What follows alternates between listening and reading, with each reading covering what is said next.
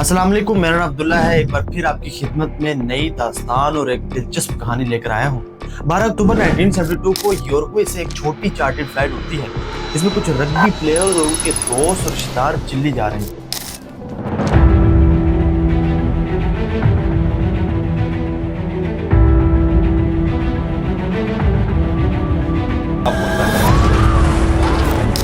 सफर सिर्फ 3 घंटे का था, लेकिन बीच में थे ऊंचे ऊंचे एंडीज के पहाड़। मौसम खराब था, इसलिए प्लेन मेंडोज में रुका, पर अगले दिन फिर उड़ान भरी। सब कुछ ठीक था जब तक प्लेन सेंटियागो के पास नहीं पहुंचा। अचानक घने बादलों के बीच से गुजरते हुए प्लेन हिलने लगा। पायलट ने कंट्रोल संभालने की पूरी कोशिश की, लेकिन जब तक बादल हट के देखे सामने एक पहाड़ था। प्लेन को उड़ाने की पूरी कोशिश की गई, पर देर हो चुकी।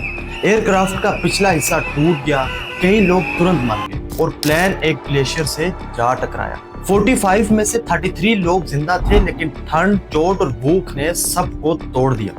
तलाश और बचाव टीम कई दिनों तक उन्हें ढूंढती रही, पर उन्हें प्लेन नहीं मिला। सफेद प्लेन सफेद बर्फ में छुप गया। 8 दिन बाद सर्च बंद कर दी गई। सर्वाइवर ने जब रेडियो पर यह खबर सुनी, उनकी उम्मीद टूट गई।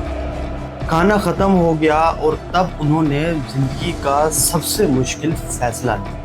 जिंदा रहने के लिए अपने मरे हुए दोस्त और रिश्तेदार का गोश्त खाना पड़ा। ये उनके लिए आसान नहीं था, पर जिंदा रहने के लिए जरूरी था। बर्फ के तूफान, -30 डिग्री की ठंड में 72 दिन तक ये लोग लड़ते रहे। आखिरकार 2 लोग, फर्नांडो प्राडो और लिबर्टो कैनेंसा, मदद ढूंढने के लिए निकले।